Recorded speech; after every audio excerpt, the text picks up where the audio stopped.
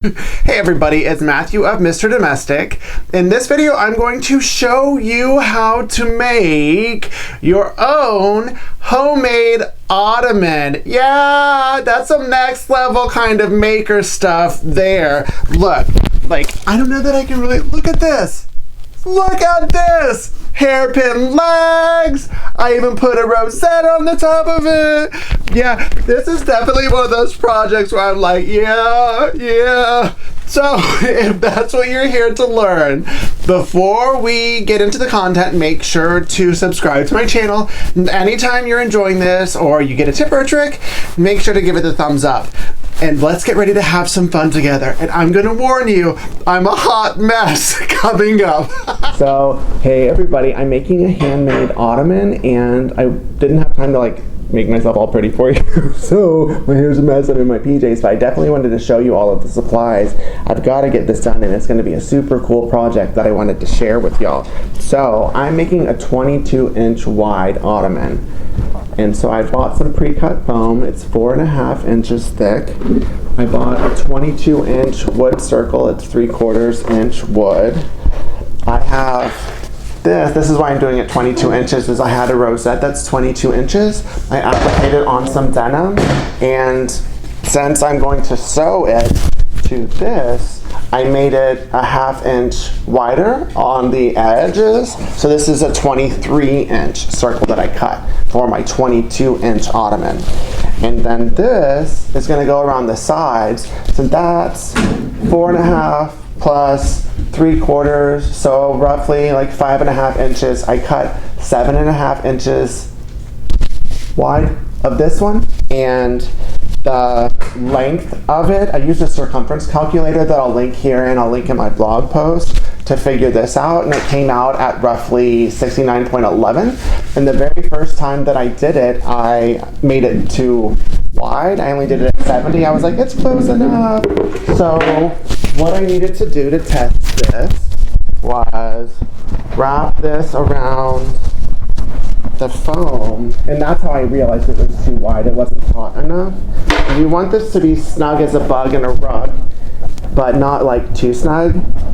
And the first time it was super loose. So this is how you can test it to see if it was right.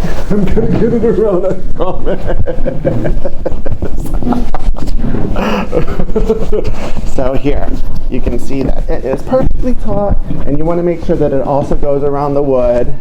And as you can see, Helena is right here, but she's not going to be on camera because she's not alone. And then I bought 4 12-inch hairpin legs. I like the hairpins because you don't need a special thing to attach it. You just screw in, and where I bought them, it came with the screws. You need a glue gun and glue. I have that. You need a staple gun and staples. I don't have that. I can't find my staple gun, so I'm gonna go to the hardware store. I'll at least put on a hat. And then that's it. So for now, I'm going to do 2 things. This is gonna be off camera. I'm gonna sew this to this with a 1/2 inch seam allowance. And then, before I do this, this is where the glue gun comes in, right? I'm going to saturate this with glue. Saturate it. I don't need to do that on camera either. And then, when I get enough glue on there, I'm gonna just affix this on here to where it is permanently on there. So those 2 things are gonna happen off camera, and then I'll come back and show you the next step. So I have made it back from the hardware store, and I have stitched this top up using a 1/2 inch seam allowance, and then I trimmed it to about 1/4 inch, and I used a serger. Anytime I use a high fray fabric like denim or canvas, I always serge the edges so that it doesn't fray. If you don't have a serger, you can zigzag it, but ooh, this is gonna be so pretty. And I'm gonna put this aside for now, because what we're going to do is add some batting to the top of this. As you can see, the hot glue is set and good to go. And you want a batting on the top of it that has some stretch to it, like a cotton or a cotton poly blend. See, it's got some give, because essentially you're going to mold this over the top. What's that sugar? I can't think of what that sugar's called. Fondant? Like fondant, like the fondant on the cake. It's gonna look like that. So make sure you have enough all the way to go around. Grab your staple gun with your staples in it. I got an electric one from the hardware store. And I am going to staple on the edge here, not in. Whenever I do the top, I'm gonna go in more, but I don't want bulk on the bottom. I just want bulk and fluff on the sides. So, here we go. Look at, so excited. So grab one. I'm probably gonna staple, I don't know, 4, 6, 8 times. Look. Ah. This is exciting. You want to give it a little bit of a tug just to help this curvature, but not so much of a tug to where you rip the batting. There we go. And I like to go opposite to opposite anytime I do something circular. So let me go here. Oh, I love this gun. And once I get this all the way around, then I'm going to trim the excess. So yeah, I've done those. Let me do this opposite. And if it, like this one, I'll show you. Like this isn't going to be flush. It's totally fine. With the denim fabric, it's going to smooth it all out, no big deal. So, then I'll do these. I highly encourage everyone to have an electric staple gun. I never knew it would bring this much joy to my life. There we go. And then one more. Let's staple this one. Now off camera, I'm going to trim off this excess and I'll show you how I install this. Okay, so I have trimmed off the excess to where, see, even this that's not stapled, it extends maybe 1/2 inch to 1 inch. Beyond this anymore, it's just gonna add bulk. When you put the legs on, don't wanna do it. And this is the top. Ooh, pretty fondant. So what this does, essentially, it softens all of the ridges, like the ridge here on this circle and then the ridge here on the wood. It just softens it to make it an overall more comfortable experience. And then this, you're going to fit on top. And it should fit on perfectly with the perfect amount of tension because you did your pre-measurement whenever you were measuring the circle on the outside. Pull this all the way. Oh my gosh, this is so exciting. Yay! I am so excited and I just can't hide it. Oh no. Feels like it's a little off here. So pull this up, pull this. Essentially the seam right here on the side you want to go over. And it wasn't going over, so I'm adjusting here. And one additional detail, if you wanted to go for it, you could add some piping or cording right here. I didn't want that there, but in a future one I might. It would be a nice little accent or detail. Oh my gosh, look at this. This is so pretty. And yes, this is a lot of work, but I'm excited for people to put their foot on it. So I've got this around it pretty good. I'm satisfied with the placement, except for right here. So now, what I am going to do, yay, flip this over. So see how this fabric is now going to extend beyond this, so you won't even know that that's there. And if there's any batting here, pull this through. Because you don't want a lump and a bump on the side. And this is supposed to extend beyond. So there you go, yeah. This is one cool project. I am so excited. Ottomans for everyone. So it's all the way, and let me show you how it did it. See?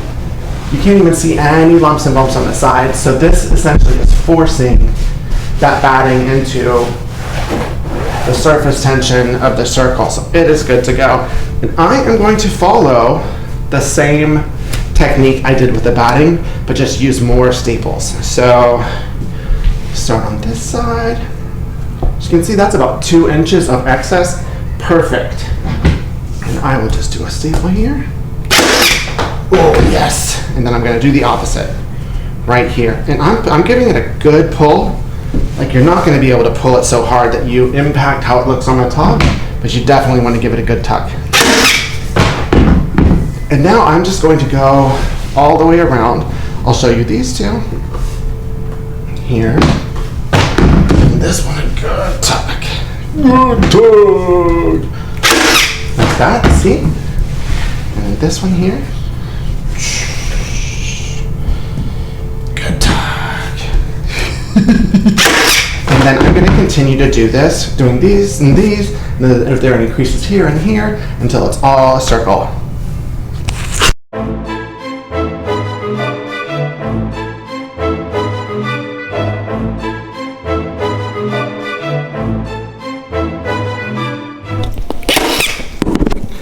Okay, I've got just a few of these left. These little bloop, bloop, bloop. There's some little bloop, bloops. And that was, I think, once I had 16 staples in, doing the method that I described. And with these little bloops, to make it flat, because you want all of this to be flat when you put the legs on, I'm essentially creating some pleats. I'm pulling like this, and then putting it over, and creating a pleat, which makes this flat, and it's good to go, and it just makes it look more professional on the bottom. So tug, pull, create a pleat, and just pinch it like that, create a pleat. One more. Oh, and then I'll show you the top. Oh my gosh, this is going to be one amazing Ottoman. Okay. Dun, da, da, da, dun, da, da, da. Boom. Whoa. This is cool. So now that this is done, I'm going to grab my screwdriver, the screws, and the legs, and that's going to be the last part of this. Yay! Okay, so now I am going to put on these hairpin legs. I'm so excited. They're beautiful. And I don't necessarily need to show you how to use a screwdriver, but I am going to show you how I line these up on the bottom like this. And this is not something you want to estimate. You know that this circle is 22 inches in diameter. So if you keep one of these here, once it gets to the widest part, which is here, then you know this is good to go. And then what I'm going to do, I'm using a Sharpie here. I wouldn't normally, but I'm just doing this so that you can see it. I'm going to double check this. And how I'm going to double check this is to see whenever this is perpendicular, if it is indeed 22 inches on this side. And that is. So this is the right center line here.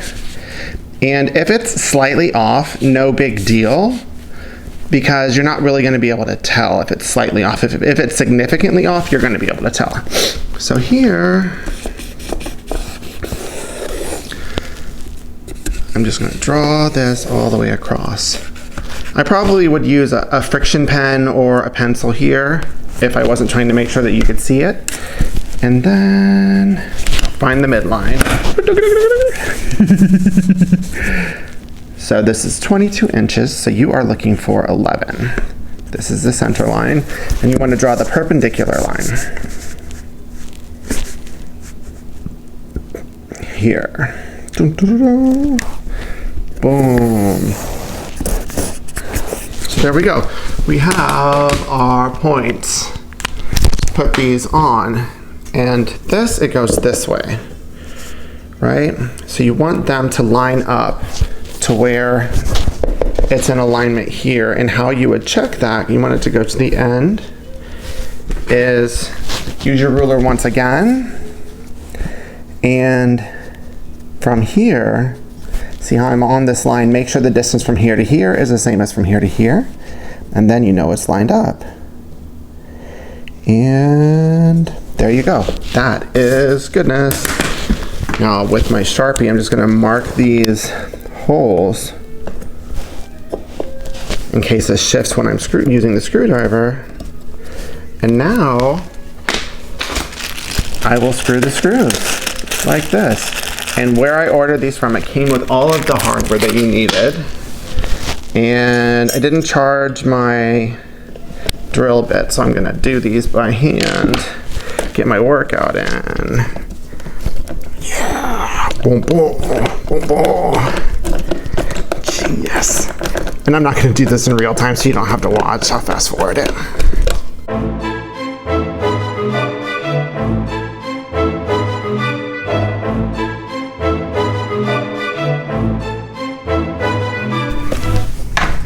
Yay! So I have screwed them all in, and just wanted to point out one other thing that occurred whenever I was screwing these in is it looked a little off. This happens sometimes whenever I do a video since I don't like get right on top of it like that. But these were a little off. So I just measured to make sure that it was the same distance from here to here, and luckily with these hairpins it makes like a square, and I did it that way and I was able to adjust it and tweak those two to where it's even. And now bump it up. Oh, I'm so excited. This is such a fun and awesome project.